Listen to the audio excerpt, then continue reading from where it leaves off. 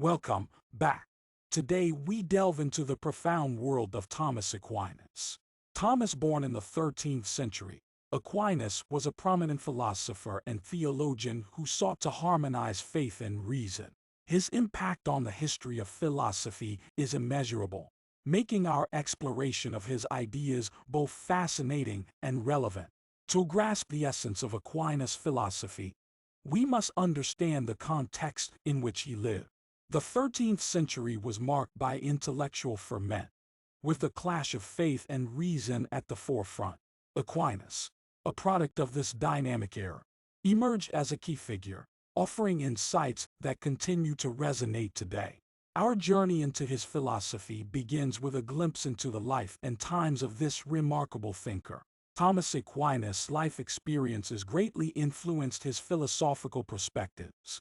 Born into a noble family, he faced opposition from his family when he chose a life of religious study. His educational journey took him to the University of Paris, where he engaged with the works of Aristotle and other classical philosophers. Later, Aquinas became a Dominican friar, dedicating his life to reconciling the teachings of the Church with the wisdom of ancient philosophy. One of Aquinas' most renowned works is the Summa Theologica, a comprehensive exploration of theology and philosophy.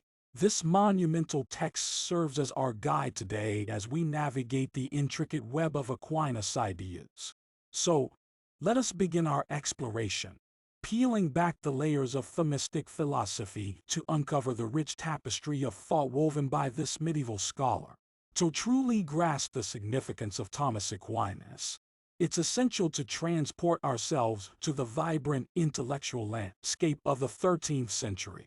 This was a time when Europe was awakening from the intellectual slumber of the Middle Ages, embracing a renewed interest in philosophy, theology, and the natural world. It was against this backdrop that Thomas Aquinas emerged as a pivotal figure, seeking to reconcile the tensions between faith and reason. The 13th century witnessed the translation of Aristotle's works into Latin, sparking a revolution in thought.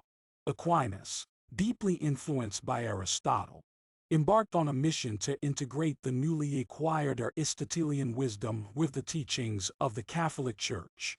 This fusion of classical philosophy and Christian doctrine would become a hallmark of Aquinas' intellectual legacy. Aquinas' personal journey mirrors the broader intellectual shifts of his time. Born into the noble Aquino family in Italy, he faced familial resistance when he chose a path of religious study over a traditional political career. Undeterred, Aquinas pursued education at the University of Naples, where he engaged with the works of Aristotle and developed a profound appreciation for reason. His intellectual journey led him to the University of Paris, a hotbed of scholasticism and philosophical inquiry. Here, Aquinas delved deeper into the works of Aristotle and engaged in debates that would shape his philosophical outlook. This period of intense study laid the foundation for his later synthesis of faith and reason. Becoming a Dominican friar marked a pivotal moment in Aquinas' life. This commitment to a life of contemplation and service underscored his dedication to reconciling philosophy with theology. As we explore Aquinas' philosophy, let us keep in mind the personal and intellectual struggles that shaped this extraordinary thinker. Having laid the historical and personal groundwork, we now turn our attention to Thomas Aquinas' intellectual contributions, notably his magnum opus, the Summa Theologica. This monumental work, consisting of 3 parts, serves as a comprehensive guide to theology and philosophy. In the Summa Theologica, Aquinas systematically addresses a myriad of topics, ranging from the existence of God to ethical considerations and the nature of human beings. The structure of this work reflects his commitment to clarity and precision, a hallmark of scholastic philosophy. The first part of the Summa Theologica focuses on God's existence, nature, and attributes. Aquinas presents his famous 5 ways, 5 logical arguments for the existence of God, which we will explore in depth later in our lecture.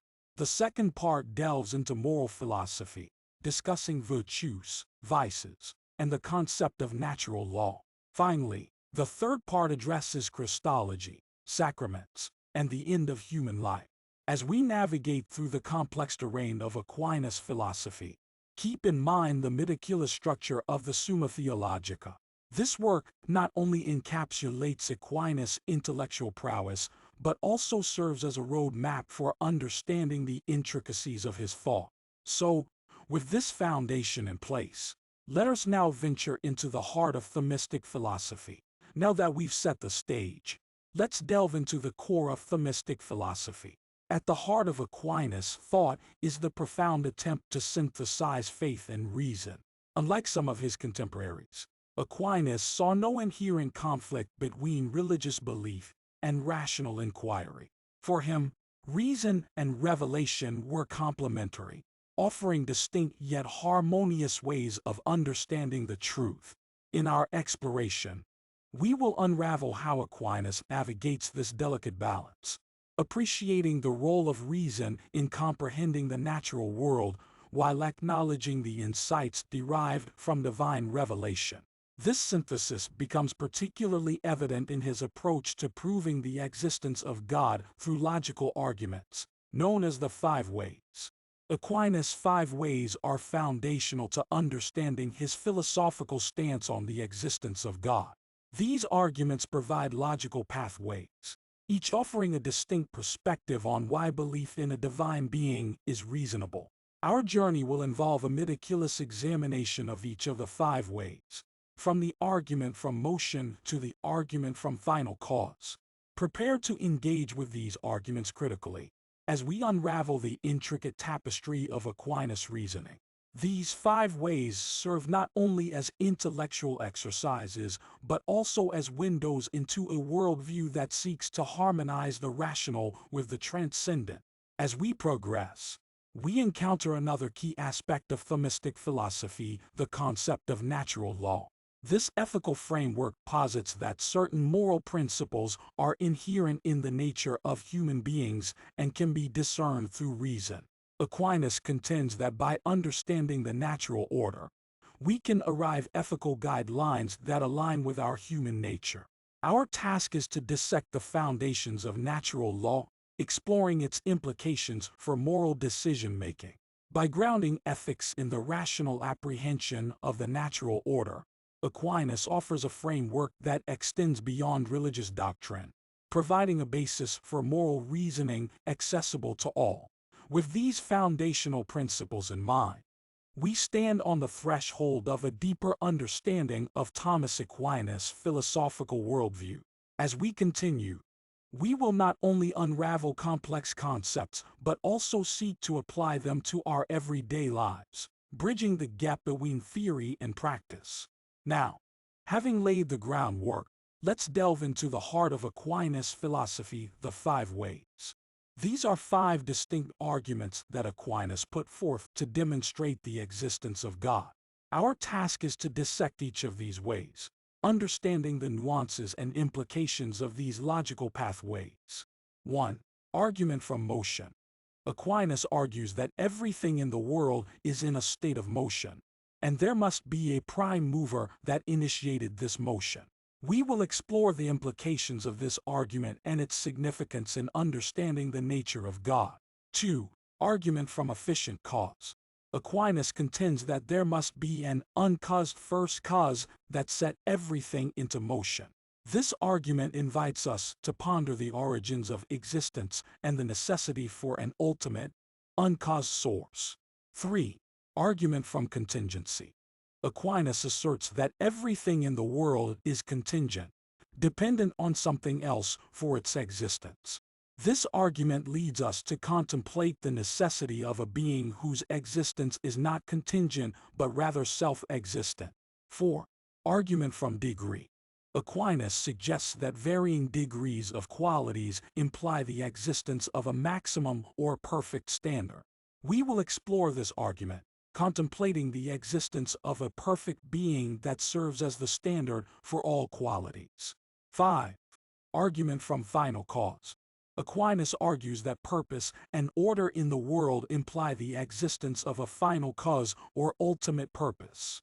This argument prompts us to reflect on the teleological nature of the universe and the implications for the existence of God. No philosophical exploration is complete without considering objections and counter-arguments. We will critically evaluate challenges posed to Aquinas 5 ways, encouraging a thoughtful examination of alternative perspectives. This part of our journey is crucial for developing a well-rounded understanding of the strengths and weaknesses of Aquinas' arguments. Our exploration is not a one-way street. I encourage each of you to engage actively in this intellectual endeavor. As we discuss the 5 ways and address objections, feel free to voice your thoughts, questions, and alternative viewpoints. Critical thinking is the cornerstone of philosophy, and your active participation will enrich our collective understanding of the complexities surrounding the problem of God's existence. With these tools in hand, let us embark on a journey of intellectual exploration, unraveling the intricate threads of Aquinas' arguments and fostering a culture of thoughtful inquiry within our classroom. As we transition from the abstract realm of Aquinas' 5 ways, we now bring his philosophy into the practical domain. Let's explore the concept of natural law and its implications for ethical decision-making. 1. Discuss the concept of natural law. Natural law, according to Aquinas, is a moral framework derived from the inherent nature of human beings. It provides a universal basis for ethical reasoning. We'll examine how Aquinas grounds ethics in the natural order, fostering a sense of moral duty accessible to reason. 2. Explore how natural law guides ethical decision-making. Using real-life scenarios, we'll apply the principles of natural law to ethical dilemmas. By doing so, we aim to demonstrate how Aquinas' philosophy provides a practical guide for making moral decisions that align with our human nature. 3. Provide real-life examples. Share concrete examples where individuals, guided by the principles of natural law, navigate moral complexities. This could involve dilemmas related to justice, honesty, or the common good. These examples will serve as touchstones, illustrating the relevance of Aquinas' ethical framework in everyday life. Virtue ethics. Introduce Aquinas' virtue ethics. Transitioning further, we'll delve into Aquinas' virtue ethics. Explore how virtues, understood as good habits, contribute to moral excellence. We'll focus on the cardinal virtues: prudence, justice, fortitude, and temperance, and their practical implications. Discuss cardinal virtues in everyday life.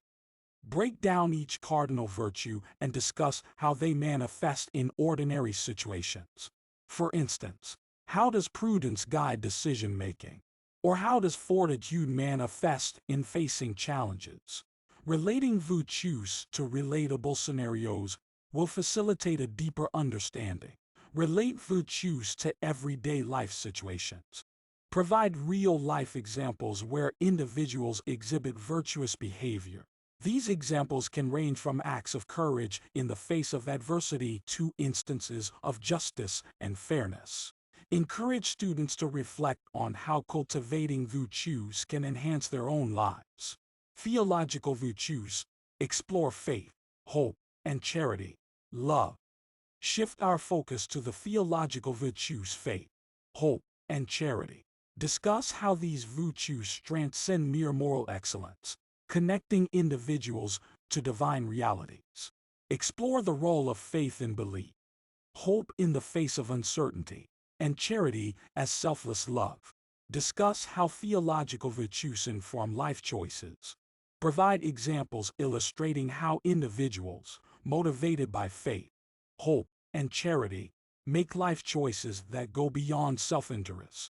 These examples can include acts of compassion, forgiveness, and sacrificial love, showcasing the transformative power of theological virtues. Share examples illustrating the application of theological virtues. Conclude this section with real-life stories or historical examples where individuals embody the theological virtues. By doing so, we bridge the gap between abstract concepts and tangible, lived experiences, encouraging students to contemplate the profound impact of these virtues on human life.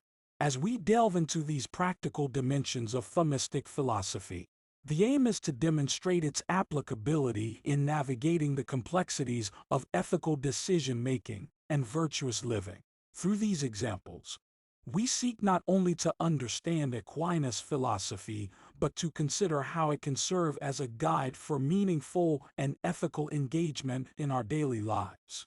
From the historical context of the 13th century to Aquinas' intricate five ways, the practical applications of natural law and virtue ethics, and the transformative power of theological virtues, we've traversed a landscape that bridges the gap between medieval philosophy and our contemporary lives.